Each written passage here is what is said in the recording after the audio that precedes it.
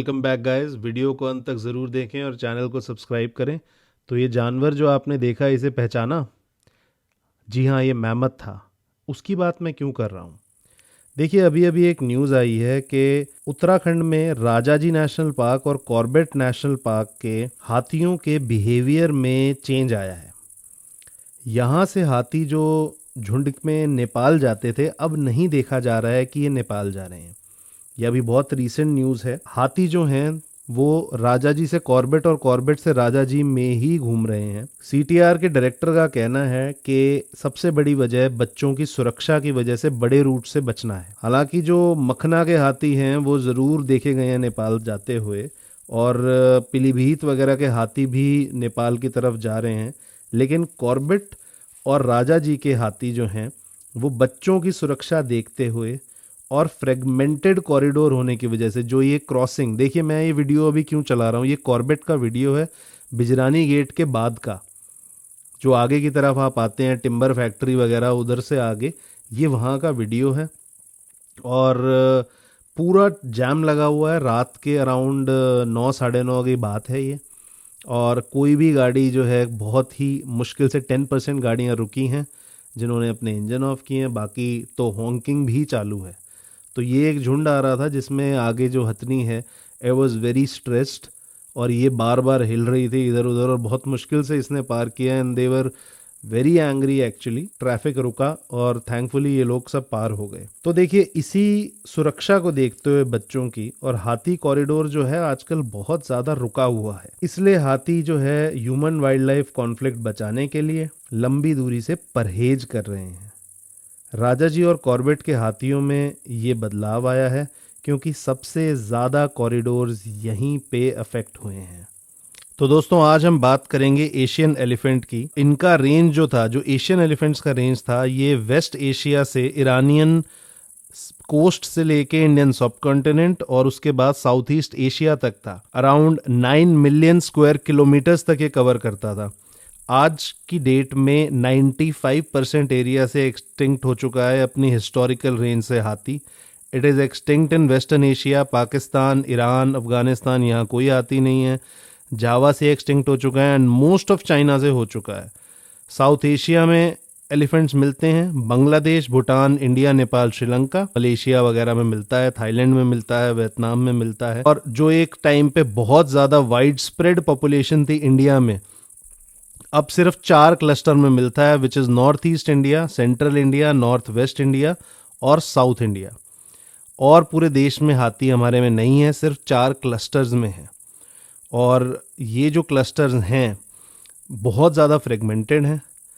और कुछ क्लस्टर्स जो हैं, जैसे साउथ का क्लस्टर है, उसमें बहुत सारा ज़्यादा हाथी हैं। जो सेंट्रल क्लस्टर है, ओडिशा, झारखंड, छत्तीसगढ़ का, ये भी एक हेल्दी है। नॉर्थ ईस्टर्न अच्छा है। बट आज हम प्राइमरीली बात नॉर्दर्न वाले की करने वाले हैं क्योंकि वो बहुत ज़्यादा फ्रेगमेंटेड है, जिसमें मेजर एक कॉर्बेट का एरिया आता है। देखिए, कुछ हाथियों की पॉपुलेशंस जो हैं वो फेरल भी हो चुकी हैं। जैसे कि अंडमान्स के अंदर लॉगिंग इंडस्ट्री के लिए जब वहाँ पेड़ कटते थे, कुछ हाथियों को लेकर गए थे। लेकिन अब वहाँ पर क्या हुआ, जैसे ही ट्रक्स वगैरह आए तो हाथियों का यूसेज कम हो गया, लेकिन हाथियों को वापस नहीं लाए। तो वहाँ पे हाथियों का एक ग्रुप रहता है जो स्विमिंग वगैरह भी करता है। सेकेंडली, बांग्लादेश में हाथी कहाँ से आए? बांग्लादेश में हाथी पहले नहीं थे। तो देखिए, चिट्टागोंग हिल ट्रैक्ट्स करके एक एरिया है जो हमारे नॉर्थ ईस्ट से लगता है। नॉर्थ ईस्ट हमारा जो है हाथियों के मामले में बहुत रिच है। तो वहाँ से हाथियों का एरिया बहुत बड़ा होता है। तो वहाँ से एक ग्रुप गया बांग्लादेश, लेकिन बॉर्डर सिक्योरिटी फोर्स ने फेंसिंग लगा दी, इंडियन बीएसएफ ने, और वो हाथी जो है वापस नहीं आ पाए। अब बांग्लादेश में लास्ट मैंने जब चेक किया था तब अराउंड 80 हाथी थे, विच इज़ वेरी गुड। ठीक है, उनका वहाँ पे हैबिटेट है, वो भी बड़े।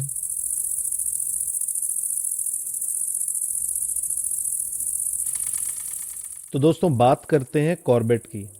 जो लोग कॉर्बेट आए हैं, अगर वो याद करेंगे तो जब वो रामनगर की तरफ से चलना शुरू करते हैं, सबसे पहले आता है बिजरानी गेट, फिर रिंगोड़ा, आमडंडा, टिम्बर फैक्ट्री आती है। उसके बाद हम पहुंचते हैं डिकुली। डिकुली के बाद हम पहुंचते हैं सुंदरखाल। सुंदरखाल के बाद हम मोहान और फिर कुनखेत वगैरह की तरफ रास्ता जाता है जो हाईवे के साथ साथ चलता है। तो गाइज़ ये जो एरिया है इसमें मोहान से लेके कुनखेत तक का एक एरिया है जिसमें अनहिंडर्ड एक्सेस है हाथियों के पास और बाकी टाइगर्स के पास और बाकी किसी भी वाइल्ड लाइफ के लिए वो एक अच्छा इलाका है पार करने के लिए। देन सुंदरखाल, रिंगोड़ा और ये सब जो हैं ये सेटलमेंट्स थी एक टाइम पे जो कैटल के लिए थी। सुंदरखाल तो 1974 की सेटलमेंट है। उसकी वजह से बहुत ज़्यादा जानवर परेशान हो रहे हैं, हाथी पार नहीं कर पाते। और सुंदरखाल के बाद जो ये अब तो फेंसिंग भी आ गई है जिसमें कि फॉरेस्ट डिपार्टमेंट ने फेंसिंग कर दी है कि एक पर्टिकुलर एरिया से हाथी जाए। तो अब मुझे उसका रैशनल तो नहीं पता है कि वो क्यों की गई है और ऑब्वियसली जानवर देख के ही करता होगा, लेकिन कुछ रिपोर्ट्स में मैंने ऐसा पढ़ा है कि टाइगर वगैरह जब क्रॉस करते हैं तो उसी फेंसिंग के जहाँ से वो टूटी हुई है वहाँ से क्रॉस कर रहे हैं। तो इसका ऑब्वियसली कोई फ़ायदा मुझे नहीं लगता कि कटीली बाड़ लगाने का कोई फ़ायदा हो रहा है। और बाकी अगर आप रिज़ॉर्ट्स देखेंगे डिकुली में तो वहाँ पे बेशुमार रिज़ॉर्ट्स बन गए हैं जिसमें अगेन हाथियों की जो जेनेटिक पॉपुलेशन आगे बढ़नी चाहिए वो नहीं बढ़ पा रही है। जो जेनेटिक मिक्सअप होना चाहिए रामनगर फॉरेस्ट डिवीज़न के हाथियों का कॉर्बेट टाइगर रिजर्व के हाथियों के साथ वो नहीं हो पा रहा है। वाइस वर्सा सेम टाइगर और लेपर्ड वगैरह के लिए भी है। देखिए एक सोर्स पॉपुलेशन है कॉर्बेट में जिसको ज़रूरी है कि जेनेटिक डाइवर्सिटी बनती रहे क्योंकि कॉर्बेट सबसे बड़ा टाइगर रिजर्व है, हाथियों में भी कॉर्बेट रिच है। तो यही नेपाल तक जेनेटिक डाइवर्सिटी मेंटेन करता है, दुधवा की भी, राजा जी की भी और इन सब की। तो ज़रूरी है कि फ्रेगमेंटेड ना हो। सेकेंडली ये तो आप सबको पता ही होगा कि हाथियों का जो झुंड होता है उसमें फीमेल लीड करती हैं उसको, और मेल हाथियों को जब तक वो डिपेंडेंट रहते हैं, डिपेंडेंसी उनकी रहती है 14 से 17 साल, जब सेक्सुअल मैच्योरिटी आती है तब तक वो अपने झुंड में रहते हैं, प्रोटेक्शन में रहते हैं। उसके बाद उन्हें वहाँ झुंड से निकाल दिया जाता है। तो 14 से 17 साल तक के जब तक वो नहीं हो पाते तब तक वो झुंड में रहते हैं, जब तक मैच्योर नहीं हो जाते। उसके बाद मेल्स अकेले रहते हैं, कभी कभार ग्रुप के साथ एसोसिएट होते हैं फीमेल्स के साथ, अदरवाइज पूरा झुंड जो है फीमेल्स का होता है प्लस डिपेंडेंट्स का होता है। और इंडिया में हाथी जो है वो रिकॉर्ड हुआ है 3000 मीटर तक, लेकिन इसको आप एक अनोमली मांग सकते हो, इसको आप परमानेंट नहीं कह सकते कि ये परमानेंट रहता होगा। इंडियन हाथी का वज़न 3300 से 5400 किलो तक होता है। It is a beautiful animal. किसी ने पास से अगर देखा है तो it is always a very fascinating animal. It is very intelligent and it knows its way around the jungle. तो देखिए दोस्तों, अब हम आगे बढ़ते हैं। अब हम बात करेंगे कि होम रेंज जो है सबसे ज़्यादा ज़रूरी क्या है। सबसे ज़्यादा ज़रूरी है कि अवेलेबिलिटी ऑफ फोरेज, के ये पत्तियां हो, पेड़ फूल पौधे वगैरह सब कुछ, और पानी हो।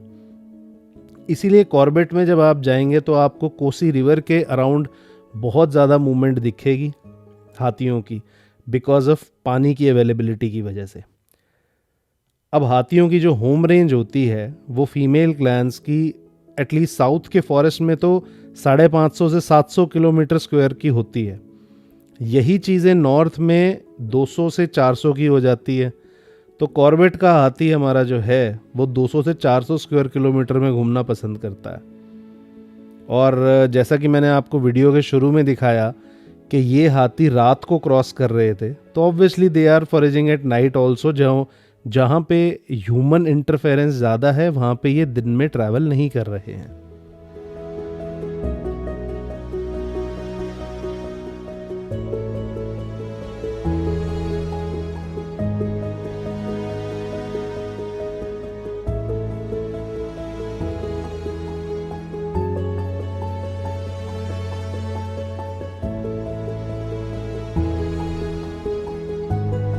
इंडिया में 70% वाइल्ड टाइगर्स मिलते हैं। ऐसे ही एशियाटिक एलिफेंट का इंडिया में मेजर स्ट्रॉन्ग होल्ड है। 60 से 70% पॉपुलेशन एशियाटिक एलिफेंट की इंडिया में ही मिलती है। एलिफेंट हैबिटेट्स जो हैं इंडिया के, वो सभी जो हैं with in the range of the tiger हैं। तो इसका मतलब ये है कि प्रोजेक्ट टाइगर में जितना पैसा लगा है उससे हाथियों को भी फायदा हुआ है, इसीलिए टाइगर्स को एक कीस्टोन स्पीशीज कहा जाता है। और जो कंजर्वेशन प्रॉब्लम्स हैं, जिससे टाइगर्स को जो कंजर्वेशन प्रॉब्लम्स हैं, वही सेम प्रॉब्लम्स एलिफेंट्स को भी हैं। स्पेशली जो डिमांड है इलीगल वाइल्ड लाइफ ट्रेड का, जो मेडिसिन्स का और स्किन का और ये सब।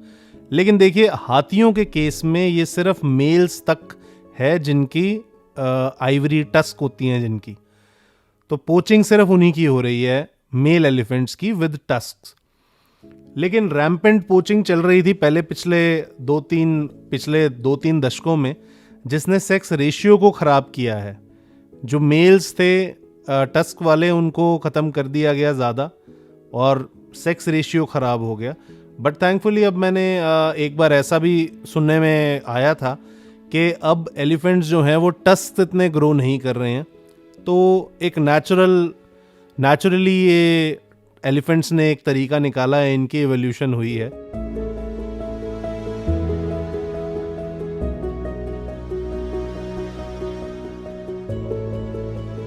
पोचिंग देखिए कंट्रोल में है रिसेंट ईयर्स में, लेकिन ह्यूमन एलिफेंट कॉन्फ्लिक्ट जो है it is on the rise due to loss of forest extent and the quality and the change in crop patterns as well.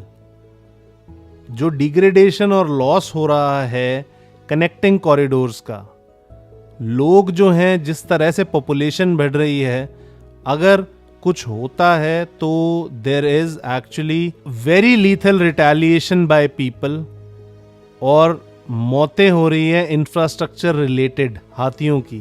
तो देखिए कंजर्वेशन मेजर्स जो हैं they need to address elephant passage ways across all linear infrastructure in elephant habitats such as under and over passes. अब देखिए Rajaji national park के तो east और waste दो हिस्से हो गए हैं बिकॉज ऑफ लीनियर इंफ्रास्ट्रक्चर। एक हिस्से में 34 टाइगर्स हैं और एक हिस्से में 2 टाइगर्स हैं सिर्फ, क्योंकि ये पॉपुलेशन एक्सचेंज नहीं है, तो एक हिस्सा पूरा खाली पड़ा हुआ है क्योंकि लीनियर इंफ्रास्ट्रक्चर की वजह से पार्क 2 हिस्सों में कट गया है। देखिए ये पैसेजवेज जो हैं they will ensure habitat connectivity for all the elephants, for all the biomass of the region including tigers, leopards, elephants and everyone. ज़्यादा कॉन्फ्लिक्ट वाले एरिया में जहाँ पे ह्यूमंस हैं, मिटिगेशन मेजर्स को आपके पास फेंसिंग होनी चाहिए, इलेक्ट्रिसिटी वाली फेंसिंग होनी चाहिए और आपको थोड़े से इनवॉयलेबल स्पेसेस बनाने चाहिए सरकार को। The government is working very good on this front, क्योंकि एलिफेंट्स की पॉपुलेशन बढ़ ही रही है एंड दे आर कंट्रोल। लेकिन थोड़ा सा अगर इसमें हम थोड़ी सी और मेहनत करें तो और हाथी बढ़ेंगे और हमारे और जंगल प्लांट होंगे।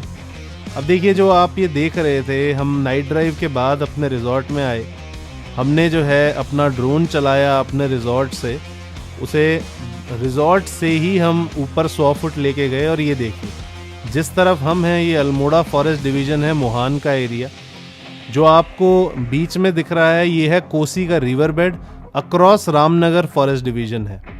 तो हम ये जो टीक की प्लांटेशन है इसके ऊपर लेके गए थे और ये देखिए पूरा आपको जंगल दिख रहा है पीछे। And then we did a 360 turn and then again the river bed is there.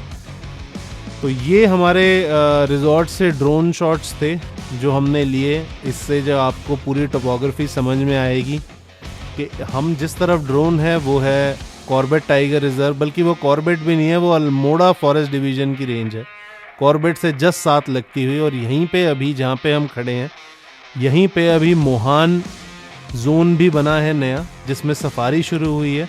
तो अगर आप में से कोई करना चाहे तो वो कर सकता है। बाकी जो चोक पॉइंट्स हैं और वो सब मैंने इस वीडियो में बीच में डाल दिया है ऑलरेडी कि कहाँ कहाँ पे कॉर्बेट में चोक पॉइंट्स आते हैं एलिफेंट्स के लिए, कहाँ से इनकी मूवमेंट बनती है, इंडिया में कहाँ कहाँ आती है, ये सब मैं डाल चुका हूँ। एक अच्छी बात गाइस ये है, एलिफेंट्स जो हैं अब सेंट्रल इंडिया के कुछ पार्ट्स को कॉलोनाइज कर रहे हैं तो यहाँ पे अवेयरनेस कैंपेन भी लोगों को चलाने पड़ेंगे। जिस तरह से चीता कूनो पालपुर में आया था तो चीता मित्र बनाए गए थे, तो ये एक अवेयरनेस कैंपेन चलाया गया था लोकल कम्युनिटीज़ को जो भूल चुके हैं कि चीता के साथ कैसे रहा जाता है। ऐसे ही सेंट्रल इंडिया, मध्य प्रदेश वगैरह में जहाँ पे आ रहा है हाथी, अब वहाँ पे उनको सिखाना पड़ेगा how to live with the elephants in their neighbourhood, because इन लोगों की कोई भी लिविंग मेमोरी नहीं है हाथी के साथ रहने की। अब देखिए, जब हम हाथी ढूंढ रहे थे तो कुछ हमें मॉनिटर लिजर्ड्स मिले। तो जंगल का यही कमाल है कि एक स्पीशीज़ के लिए जंगल नहीं होता, सब इसमें रहते हैं, टाइगर भी, लेपर्ड भी, और ये छोटे जो मॉनिटर लिजर्ड्स हैं, पाइथन्स हैं, सब हर एक के लिए जगह है जंगल में। बस इस बात से मैं ख़त्म करना चाहूँगा कि सरकार को जिस तरह से गवर्नमेंट ने एक प्रॉब्लम टाइगर के लिए जैसे उसे डिक्लेयर कर देते हैं man eater and then it is taken out, एक ये भी करना चाहिए कि अगर कोई प्रॉब्लम एलिफेंट है जो बार बार ऐसा मैन किलर बनता जा रहा है, तो उसके लिए भी ऐसा करना चाहिए कि उसको फॉरेस्ट से हटा के कैप्टिविटी में या फिर किसी जू में उसको भेज दिया जाए। और इस वजह से लोगों का जो रिटेलिएशन होता है इट इज़ वेरी लीथल और सभी हाथियों की तरफ हो जाता है, तो वो हम कम करने में कोशिश कर सकते हैं। बाकी इस वीडियो में गाइज हाथी के ऊपर इतना ही। ये मेरी थोड़ी सी कलेक्शन थी कॉर्बेट टाइगर रिजर्व की। ये एरिया जो था, यहाँ पे भी एक हम हाथी ढूंढने गए थे। ये एक्चुअली रामनगर फॉरेस्ट डिवीजन का है, सीताबनी एरिया का, जिसमें मैं स्पेसिफिकली हाथी देखने के लिए गया था, लेकिन मुझे वहाँ पे एंटर करते ही ये मॉनिटर लिजर्ड दिख गई थी।